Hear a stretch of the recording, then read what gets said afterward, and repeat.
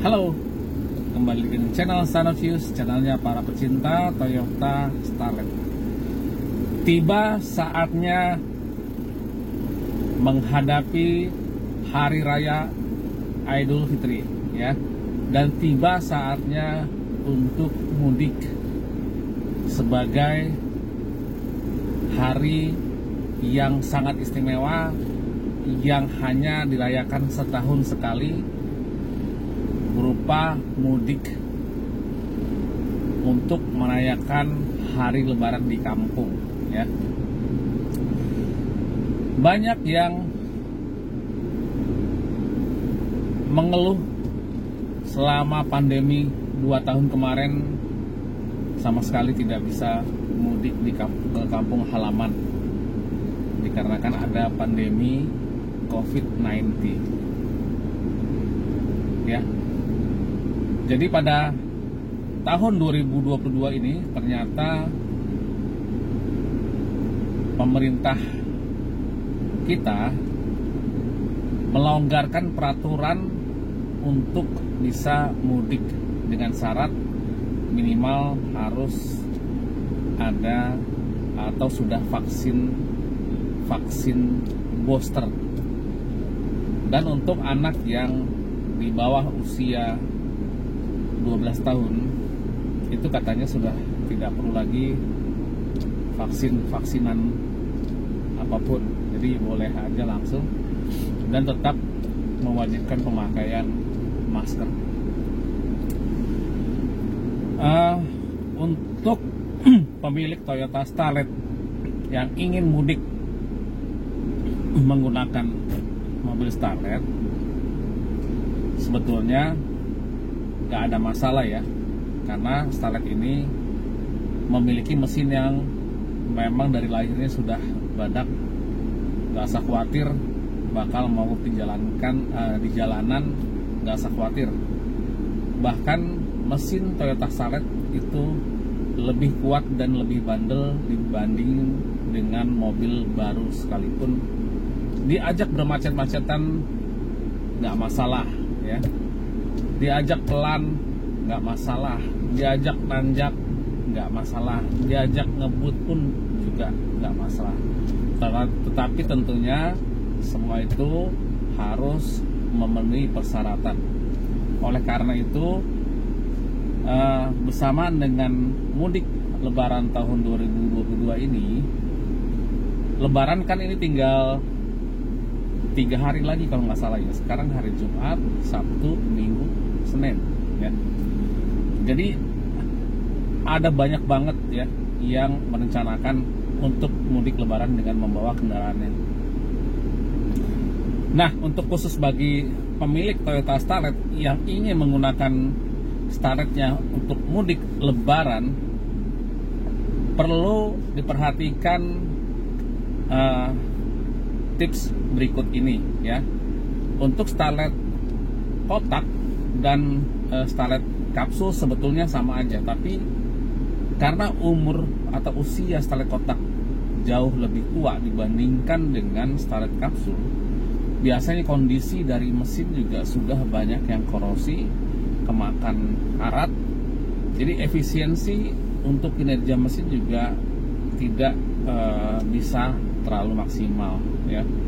Terutama sistem pendinginan yang ini sering kali menjadi kefatalan tersendiri bagi Toyota Starlet kotak, karena rata-rata hampir 90% Starlet kotak mogok itu dikarenakan overheat, ya.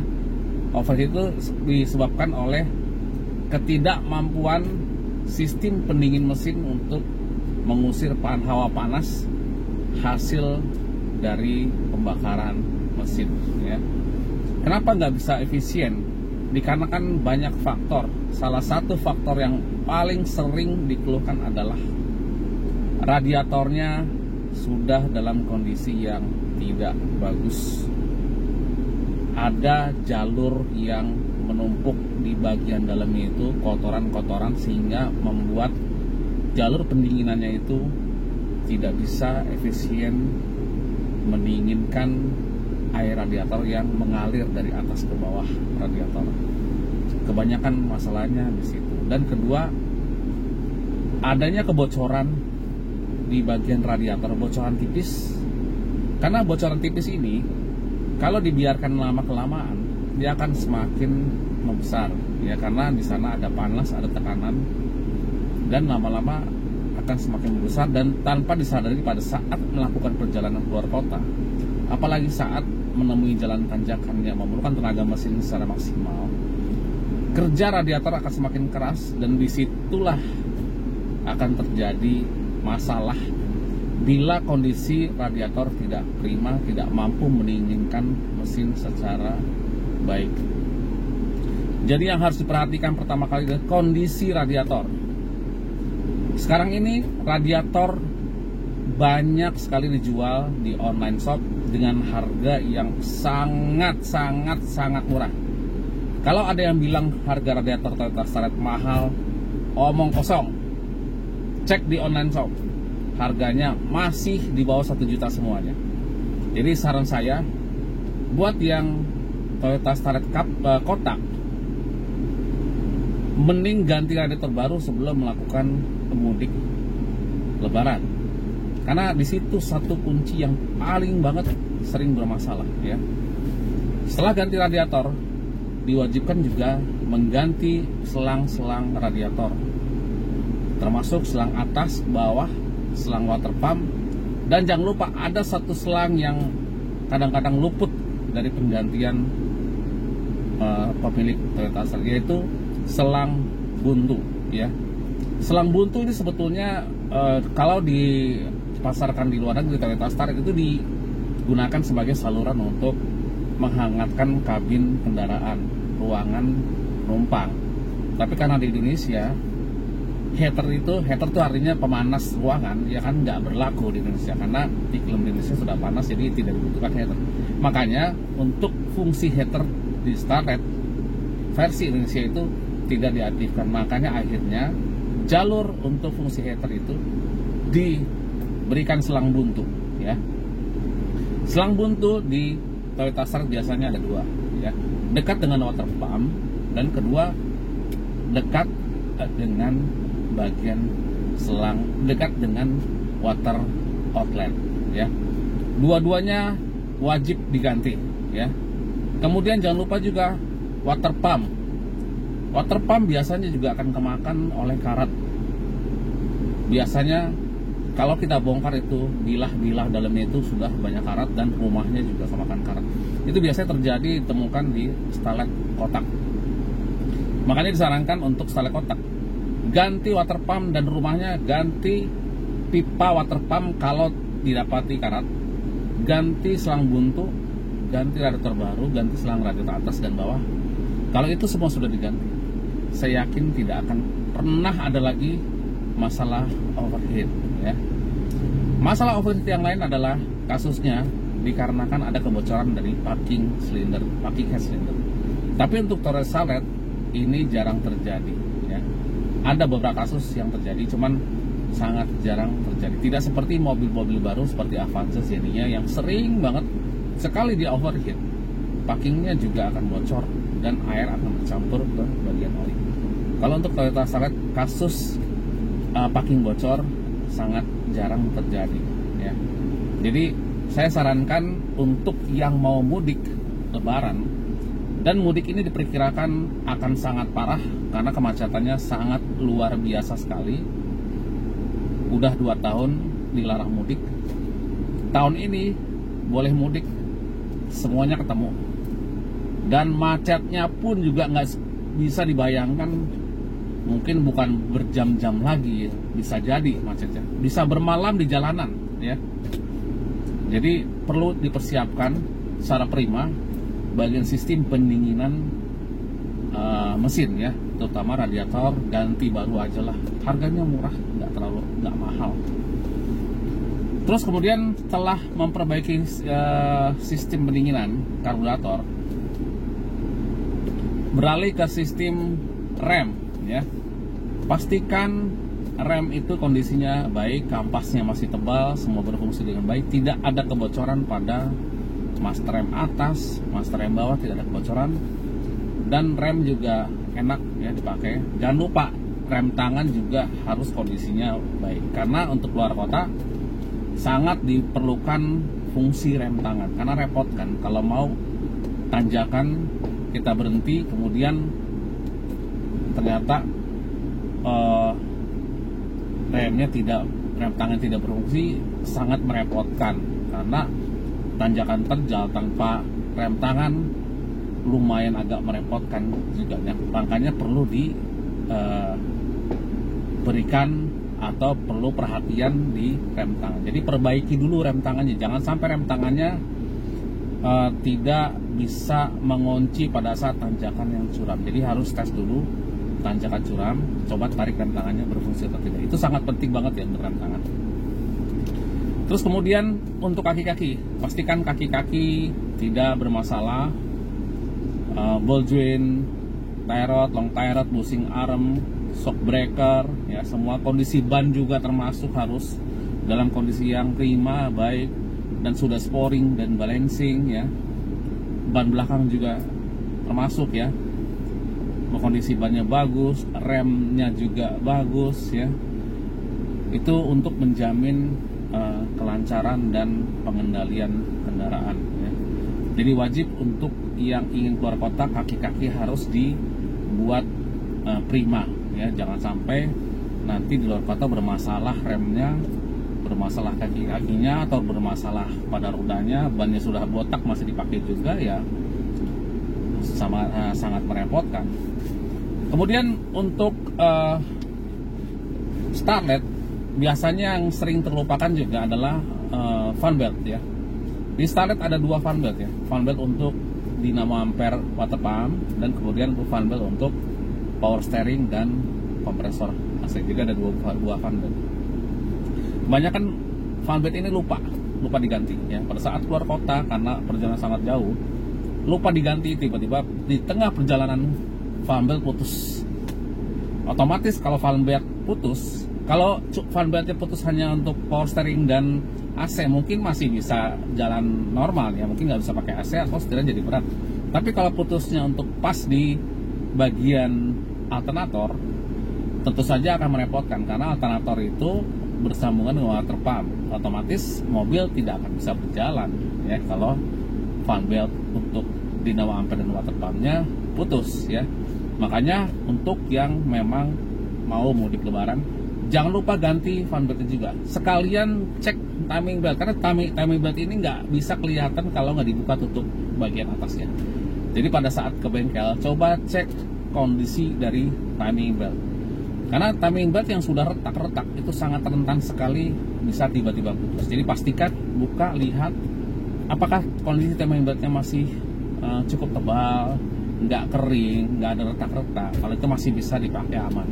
Tapi kalau sudah terdapat goresan, retak-retak, udah sangat kering, lebih baik diganti daripada nanti akan terjadi masalah di perjalanan. Itu juga akan sangat merepotkan sekali ya.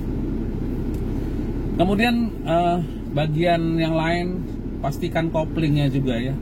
Jangan sampai koplingnya itu slip ya, karena untuk luar kota pasti kemungkinan besar menemui tanjakan dan macet ya.